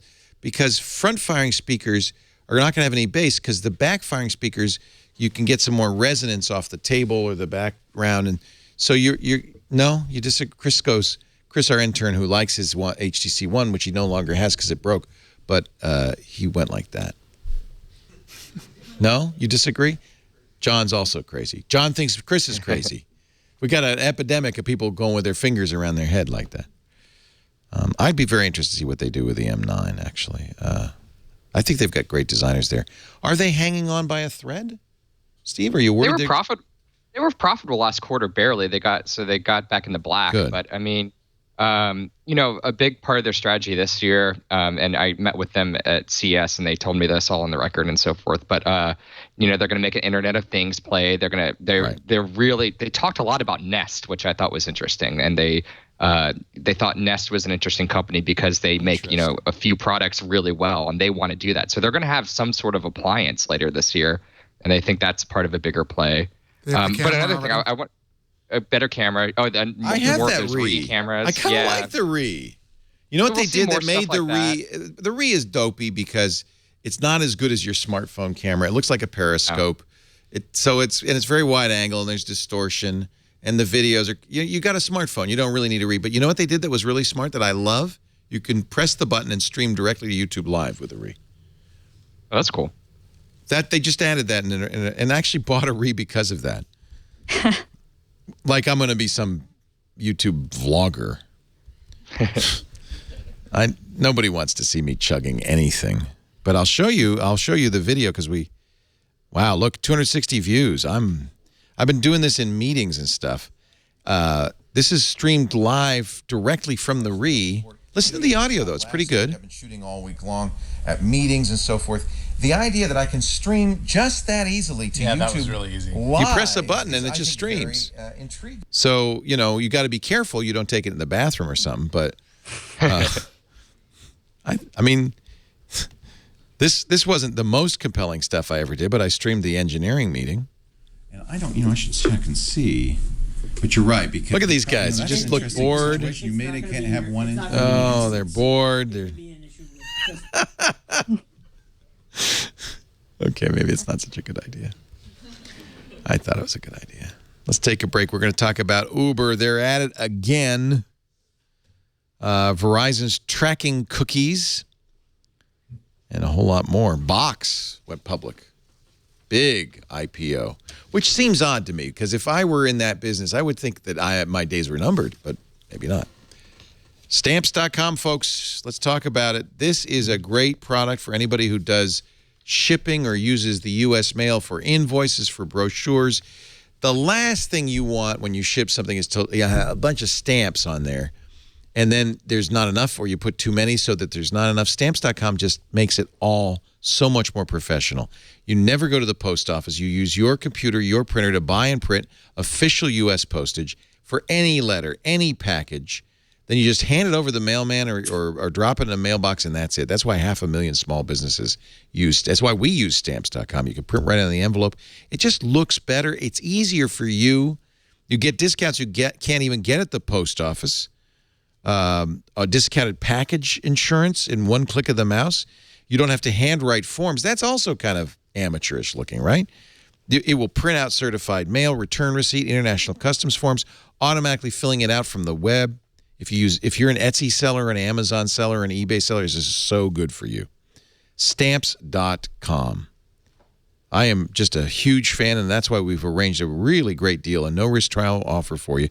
Go to Stamps.com, click the microphone in the upper right-hand corner there, and use our offer code TWIT, T-W-I-T, this is a $110 bonus offer. It includes $55 in free postage that you can use for your first few months at Stamps.com. It includes a great USB scale, so you'll never guess at postage again. You never put too much or too little on. It includes an activities kit worth $10. This is the USB scale. A really cool thing. And, of course, a month of Stamps.com. All of that, when you go to Stamps.com, click the mic, use the promo code TWIT. Stamps.com. Stop going to the post office. Start looking more professional. Stamps.com. We had a great week on TWIT this week. If you missed any of it, we've taken it all. We've taken a week's 30 shows, more like 50 hours worth of great programming, and we boiled it down into this 1 minute reel. Watch. Previously on TWIT. At what point did the circus elephants come by? What did the Nexus 6 do to you to deserve this? Windows Weekly. Windows 10 is everywhere, including Xbox. This is mind-boggling. This is a big, big story for Windows Phone. They're not dumping Windows Phone. That was a big part of this keynote. Hey, we've got a version of Windows that's going to run on Windows Phone. Tech news tonight. Let's start with the truly important announcement. Holograms. You just tried Microsoft's HoloLens. It's bloody marvelous. You could walk around the room and feel safe, whereas with Oculus, you've really got to pull the peepers up to see where you're going, otherwise you're going to trip over something. Before you buy. It's the Samsung Galaxy Gear VR. You should sit down when you're doing it. Yeah, you're really good. I can see there you behind me. I even have a shadow. Yeah, you have a shadow. Holy cow. Cool? So This is amazing. it is really cool. Technology for your eyes and ear holes. Can you go to the bathroom? I just don't think they put it inside the experience, thankfully. I feel like someone's going to hit you in the head now. Right? You can't see what's going on. They're just going to come up and bonk you. Is Mike L going to have the week ahead? Let's take a look. Coming up this week, lots of earnings calls after a successful Windows 10 announcement event. Microsoft reports earnings tomorrow. On Tuesday, the world's most valuable company, Apple, of course, reports their earnings. On Wednesday, January 28th, we're going to hear from Facebook and Qualcomm. And Thursday's the truly big day with calls scheduled from Amazon, Alibaba, Google, Samsung, and Nokia. Wow. And finally, on Friday, LG is expected to launch its curved G Flex 2 smartphone. That's what's coming up this week. Back to you, Leo. See, unlike curved TVs, I feel like a curved phone conforms to your head. So I think that's not... I had the original Flex. Anyway. The LG G Flex would have saved my Nexus 6. It wouldn't have broken like that. Yep. So the curved screen actually sounds like a pretty good idea to me. Watch Tech News Today, Monday through Friday, 10 a.m. Pacific, 1 p.m. Eastern Time, 1900 UT or 1800 UTC for your daily dose of tech news. And yeah, those earnings, we'll be watching those with great interest. So this is more of a California story, but Uber, interesting story here. So the California Department of Motor Vehicles said, if you are a Lyft or an Uber driver, you need to have a commercial license plate. And Uber's response was to pull the drivers who got one. So Uber leases you a car. If in some cases you can lease a car to kind of support your Uber habit if you want to be an Uber driver. And a number of drivers hearing from DMV said, "Oh, well, we should probably get commercial plates." And the response to that was a letter from Uber saying, "Good morning.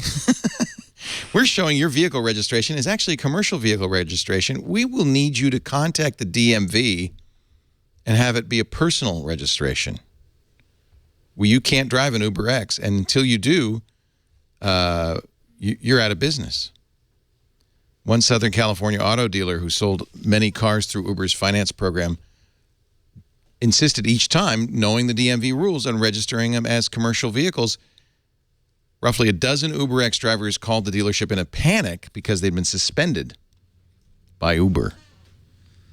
Well, it feels like, by the way, DMV now apparently is a little bit of lobbying because the DMV, the California Department of Motor Vehicles, is now reconsidering. I think they said they did reconsider and that it is okay for the people to have private registration.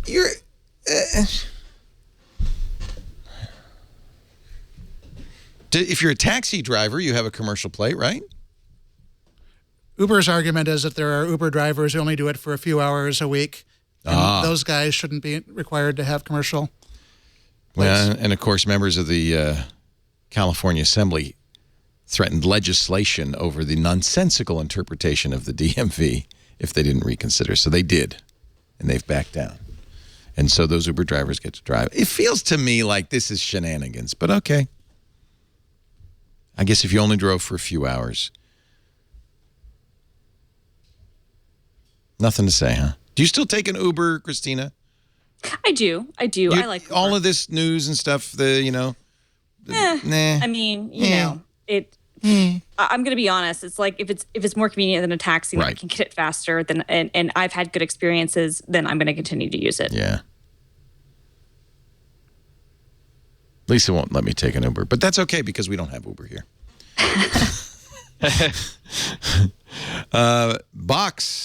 Box.net. They're not Box.net anymore. I'm showing my age by calling them that, but they're I still call them that too. I know they've been Box for they will always be Box.net. Yeah, because Box doesn't say anything. Box.net. Oh, Oh, yeah, I know what I'm talking about. They're a cloud storage company. Went public. Big. They gain in the price. They raised $175 million in their initial public offering. Shares rose 66% at the close. So the IPO was $14. They closed the day at $23.23. So people believe in Box's business. I have to say, with OneDrive offering unlimited storage to Office subscribers, with Google and Apple dropping the price of their cloud storage, how is a third-party cloud storage company like Dropbox or Box expected to survive? I think Box would tell you that they're the most enterprise-centric and the only guys who are really focused on business use because, even the stuff Microsoft is doing, well, it's a lot closer to what Box is doing. I don't think it's still quite as focused on what corporate customers want out of cloud storage. And Apple, of course, isn't really doing that stuff at all yet. That's true. But you would think Microsoft is. You would think if they aren't now, they will be.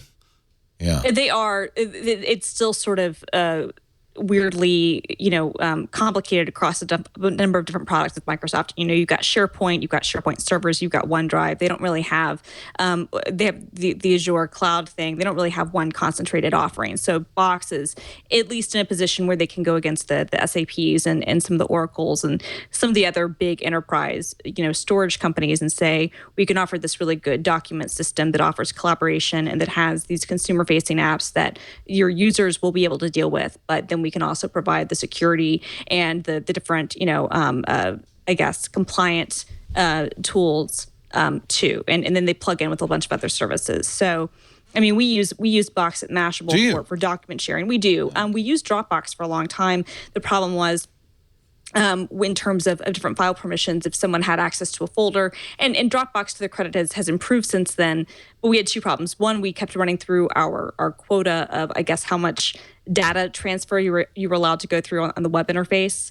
per day. And then we also were having issues where if someone had a Dropbox folder on their computer and they deleted a file, it would delete it everywhere, and didn't have kind of the more finely grained permissions that you need when you've got a couple hundred people, and not everybody is maybe as savvy about how they should deal with documents as they should be.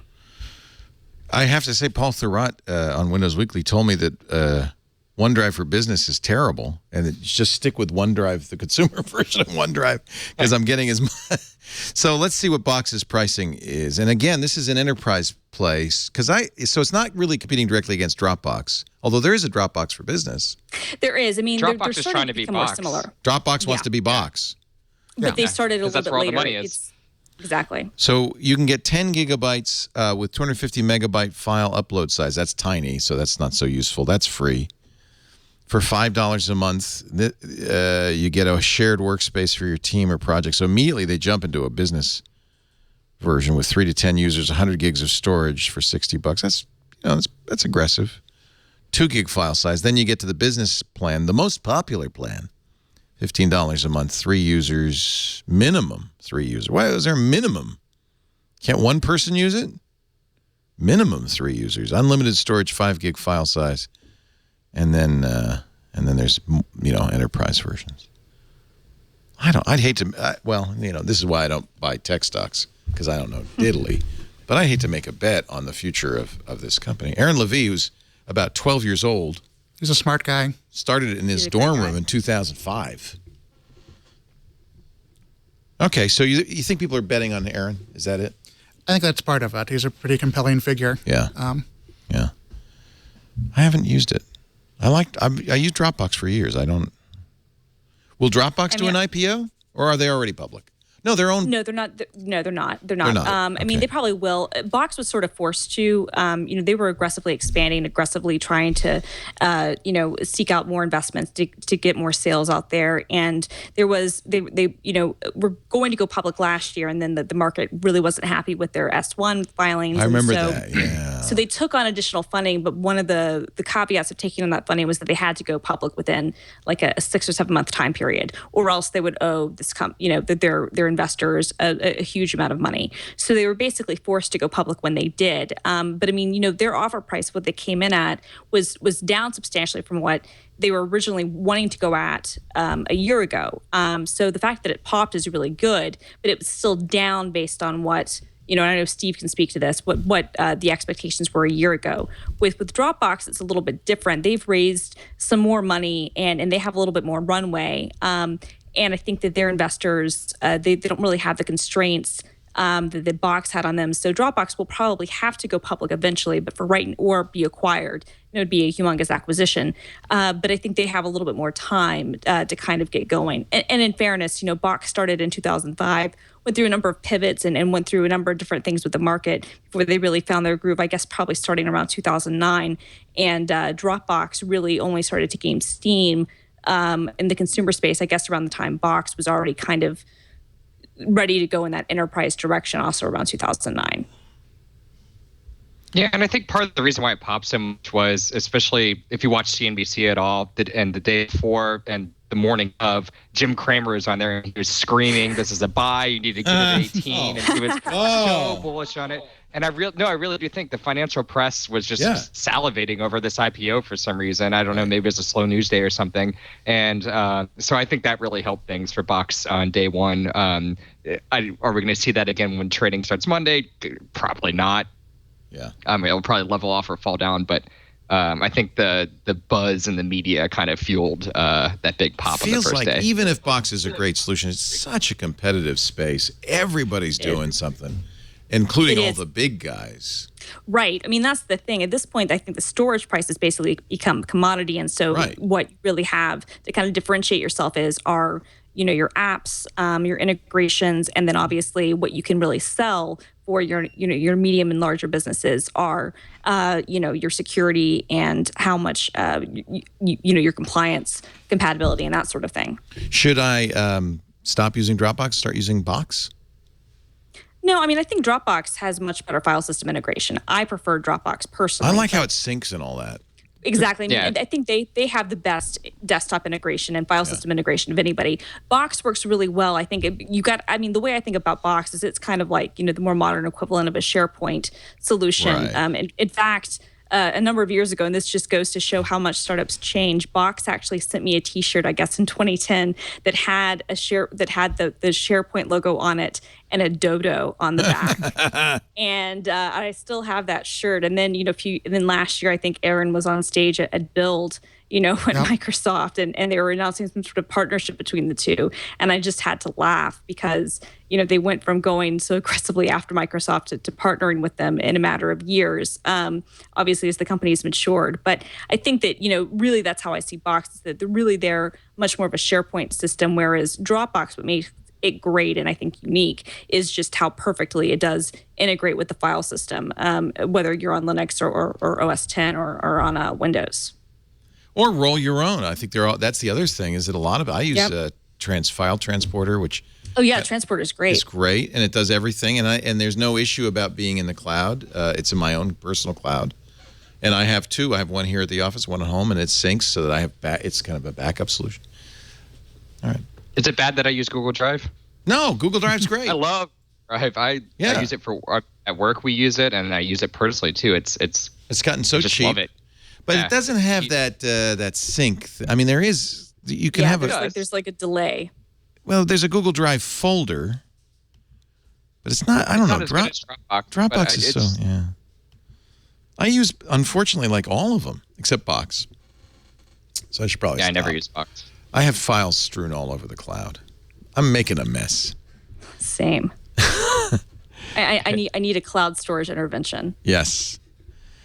Lawsuit from the Flying Burrito Brothers, Hot Tuna, and the New Riders of the Purple Sage. Three of my favorite groups. They are suing Beats, Sony, Google, Rdio, Songza, Slacker, and Groove Shark, because apparently these streaming music providers have not been paying royalties on music prior to 1972. Now, only Harry and I are old enough to remember the Flying Burrito Brothers. You probably don't even remember them. I remember the name. The Turtles kind of kicked this off. They successfully sued Sirius XM. Yeah. Yeah, they sued the satellite guys. So it turns out that when Congress amended the copyright laws in the 1970s to cover sound recordings, they didn't cover sound recordings until then.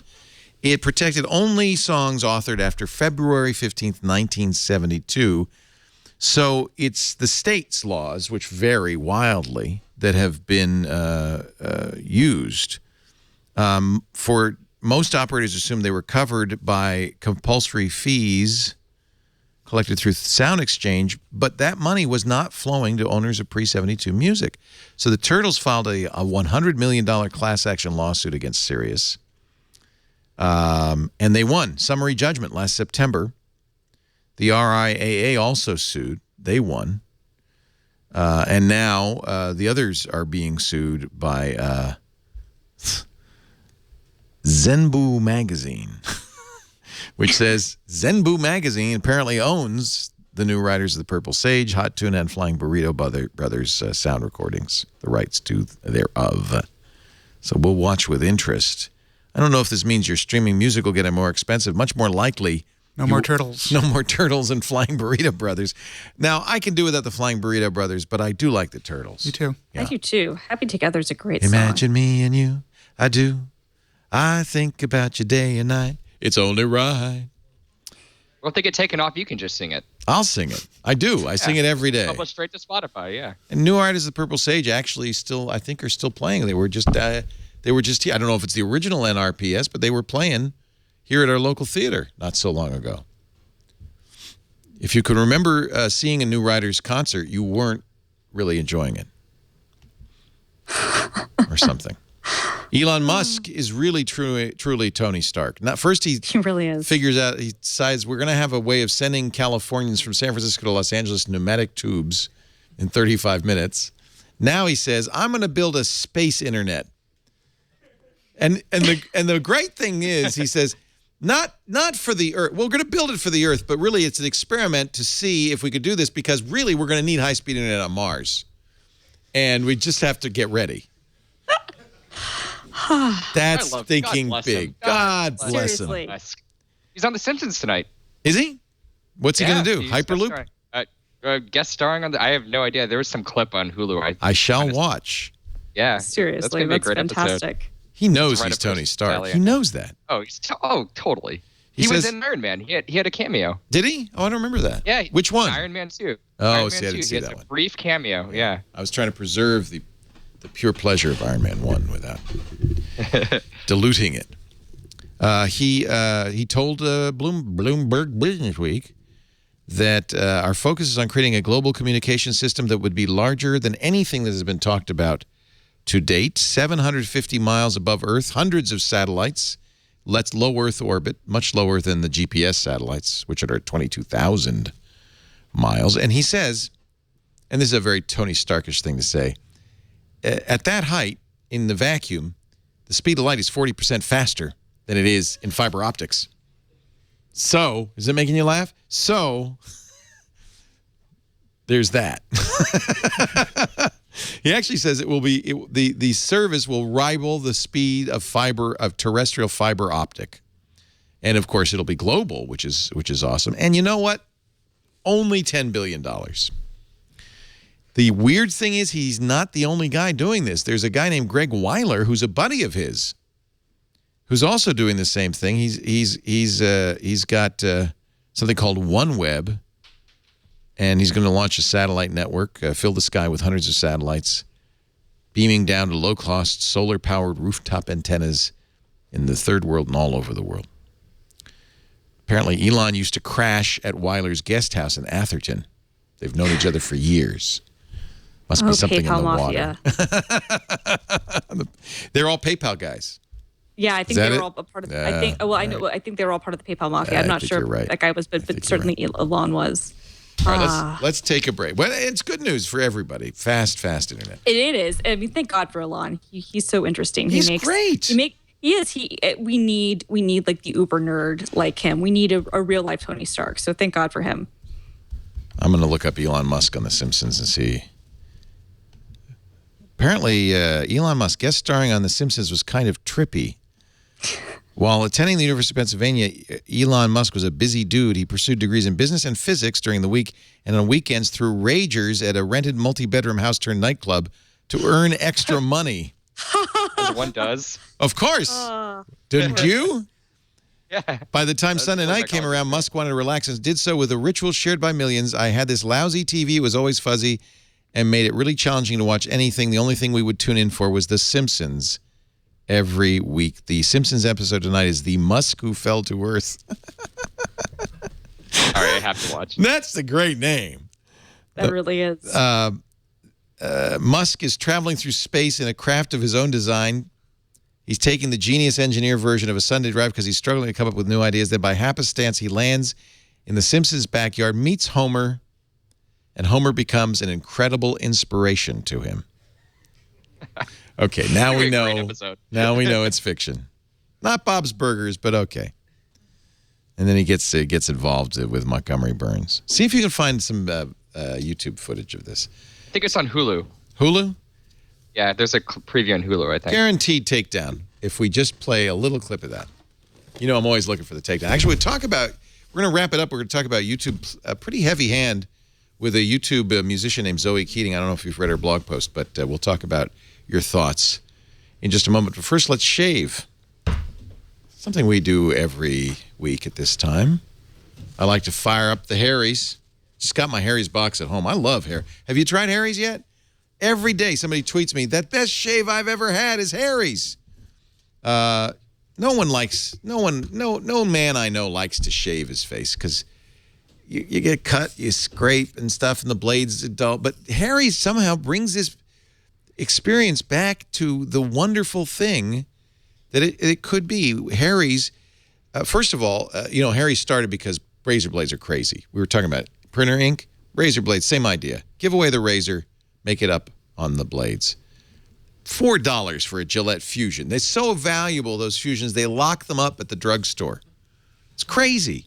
So Harry said, well, how do we make a better blade for less? Well, we sell direct.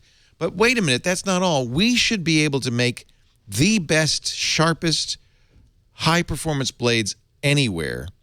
And what do? They said they did some research. They found out there are 2 factories in Germany. There are only 2 factories in the world that make these great blades. They bought one of them. They own their own razor blade factory in Germany. That's how they can engineer these to be better blades. And they cost less. They ship them for free. You're going to love them. You start with a Harry's kit. In each kit, you get a razor with a handle that looks and feels great. You can get the Truman or the Winston. You get 3 razor blades. You get a foaming shave gel. That's for as little as $15. I'm going to save you even more in just a second. Get $5 off of that. $10. $10 for or go for the $25 Winston set. Get the engraving. You get the great shave cream. The shave cream is great. The blades are the best you have ever used. And I love the price. About half as much as razors in the store. And then you get monthly shipments to keep you fresh, keep you up to date. They also have a new aftershave moisturizer you should put in your shipment if you're already a Harry's customer. That's really beautiful, really nice.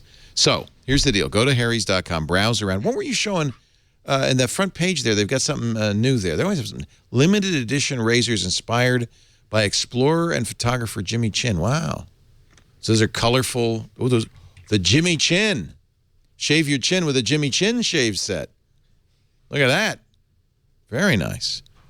But whatever set you're getting, take $5 off your first purchase by using the offer code TWIT5. Oh, you know, I'm starting to get this little collecting Harry's handles thing going on. I got 3 or 4. And now I have to get the Jimmy Chin. Those are nice. Harry's, HARRYS.com. Use the offer code TWIT5 at checkout. You'll save $5 on your first kit. Get started with Harry's, and we thank them so much for their support. Not only their support of Twit and all our shows, but for giving us all a great shave. If you don't believe me, just search for Harry's on Twitter. You will just, like, all these people tweeting, wow, you can get a better shave. Wow. All right. For some reason, I feel like Christina Warren might know Zoe Keating. Yeah, she's a cellist, right? Yeah. Let me play. This is from her website. A little bit of this is from her album Into the Trees. It's called The Optimist. Can you hear any of that? It's beautiful. It's very peaceful. I don't know what's going on. I can't make my sound. Is it muted? Here it is. Here it comes. Yeah, she's a cellist. With an interesting conundrum. She and many others who put their music on YouTube are kind of getting strong-armed by YouTube. She writes, my Google YouTube rep contacted me the other day. They were nice, took time to explain everything clearly, but the message was firm. I have to decide. I need to sign on to the new YouTube Music Services Agreement or I will have my channel blocked. The new Music Service Agreement will require that all her music, all her catalog on YouTube, has to be in both the free and premium music service, period. And in fact, all songs will be set to monetize. She'll be required to release any new music on YouTube at the same time she releases it anywhere else. So she can't do special releases on SoundCloud or Bandcamp. She can't do releases on iTunes. She has to release it on YouTube at the same time. All my catalog has to be uploaded at high resolution, 320 kilobits, and this is locked in for 5 years. And if you don't like it, bye-bye. Now, I have to admit, YouTube is free and is an amazing boon for artists, but it does feel like YouTube is maybe strong-arming its artists to sign up so that you can get their music on Music Key. Now, she's pretty upset. Yeah, and she's written about how much money she makes off of online music services in the past. I think she wrote a blog post about a year ago that basically showed that almost all of her income came from sales, with only like 8% or something coming from streaming services. So, you know, I think she actually broke out, I think, what her Pandora and Spotify and other service offerings were. So, and not to complicate this, but her husband's very, very ill. And she needs this money. This is not just like a hobby for her. Right. She also needs Content ID because apparently a lot of her music is used. A lot of it is used. For instance, the demo reel for the Game of Thrones post-production team uses her music, which she allows, but she wants to keep track of it, so she uses Content ID, and that's where she got caught, because I think if she weren't using Content ID, she might not have to sign up for this. But she says there are almost 10,000 videos with 250,000 monthly views using my music, and I want to keep track of it. She doesn't pull down the music. She has, unless it's hate, or something, really reprehensible. But mostly it's dance performances and documentaries and amateur films, and she loves that. She has the option, as you do with Content ID, of monetizing or sharing the existing monetization. And she says that's very important to me, so she does want to keep doing that. Is YouTube wrong, or is this just, hey, you know what? You're getting this amazing free service. You don't pay for any bandwidth. That's the deal. I think the exclusive thing is what bothers me more than anything. Like, the rate that the audio quality and so forth, that sounds pretty fair and reasonable. But the whole exclusive thing, that if you release it on Spotify or something, you have to release it on us and everything, simultaneously, that just doesn't make sense. I don't see how that helps the artist and how that helps Google in the long run. She writes, is such control too much for an artist to ask in 2015? It's one thing for individuals to upload all my music for free listening. That doesn't bother me. People do put her music on YouTube. It's another thing entirely for a major corporation to force me to. I was encouraged to participate, and now that I'm invested, I'm being pressured into something I don't want to do. She says it's bait and switch. I think that.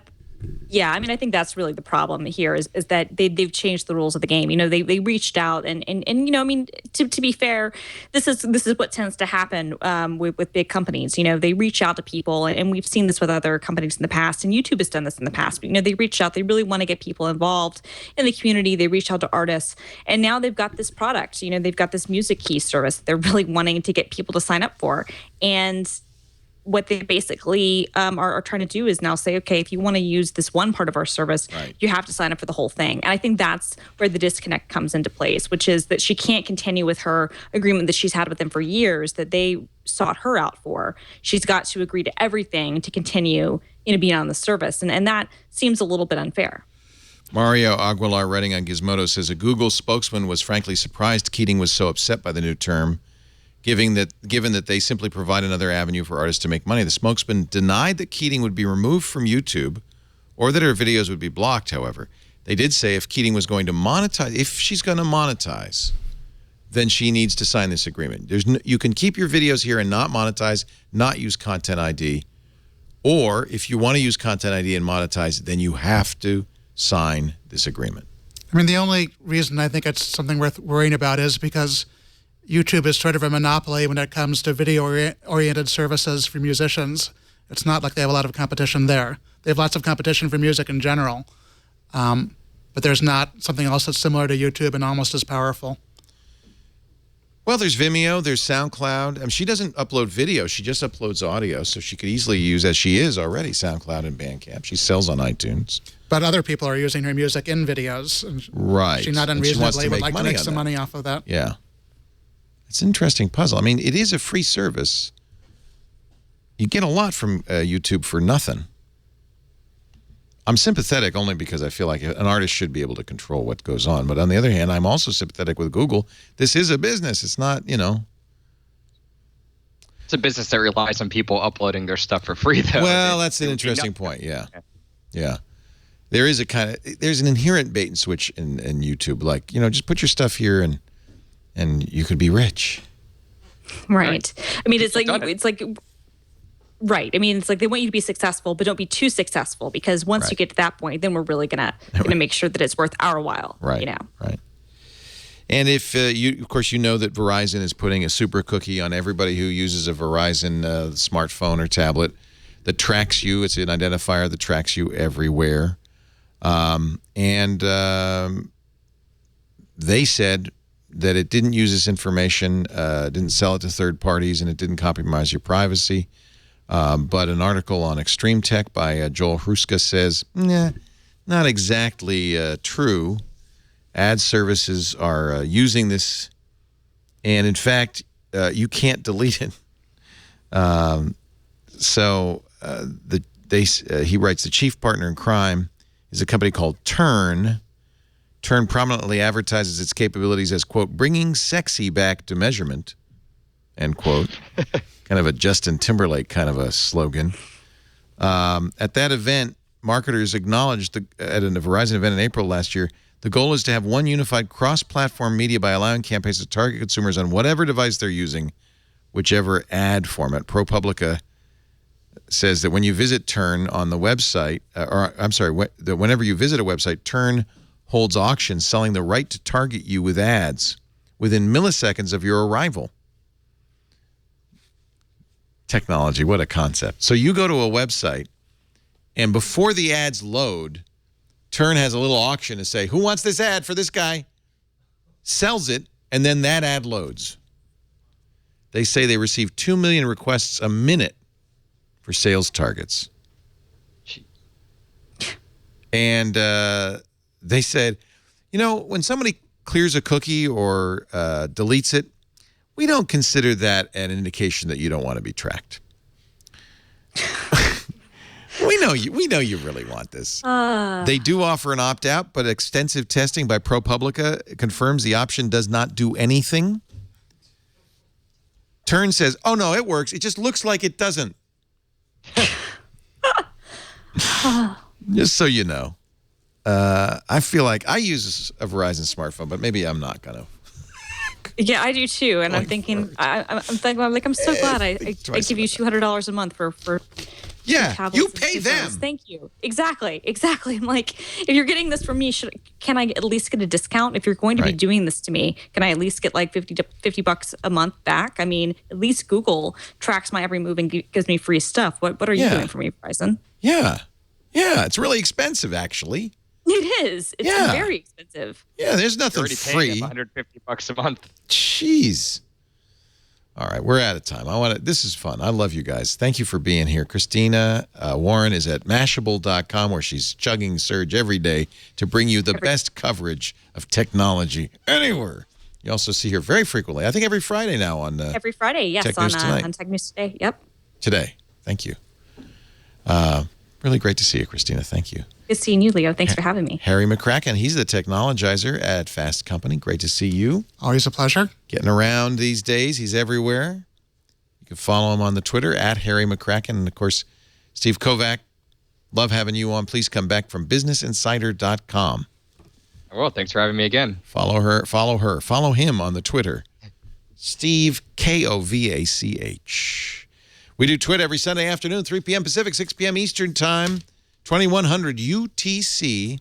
No, I'm sorry, 2300. My edition's all messed up today. 2300 UTC. If you can watch live, that'd be great. If you can't, now there's some other options. We have downloadable audio and video at our website, twit.tv. Wherever you get podcasts, we're sure to be there, one of the oldest podcasts. In fact, in April, we are celebrating the 10th anniversary of this show. Wow. Yeah, we're going to do something. Have a cake. I don't know. Probably get back. Shave your head again. The old gang back together. We'll have a big, giant panel. That'll be in April. Our 10th anniversary. 10 years of serving you tech news. You can also, if you'd like to be here, we've got a great group from Canberra. What's the name of the school? Canberra? Grammar School. That's in Australia, right? They came all the way from Australia. About 20 nice young men. And they've been here, and they've been very quiet and very peaceable. Except once I said, Aussie, Aussie, Aussie. Oi. Why, you guys are terrible. You have just shamed all of Canberra. Let's try that one more time. Aussie, Aussie, Aussie. Oi. That's more like it. What the hell does that mean? Anything? No one knows. All right. Showing our support for Australia. Showing your support for Australia, which is a good thing, I think, right? They're visiting us. They're in the States for 2 weeks. They've been to Google, or they're going to Google tomorrow. They've been to Microsoft. They've been in Seattle. They've been to Apple. Nice to have you guys. This is the second year they've been here. Every other year they make this trip. So if you'd like to be in our studio, we'd love to see you. We put out chairs for you even if you email tickets at twit.tv and let us know ahead of time. That's about it for this episode. Thanks for being here. We'll see you next time. Another Twit is in the can. 10 years.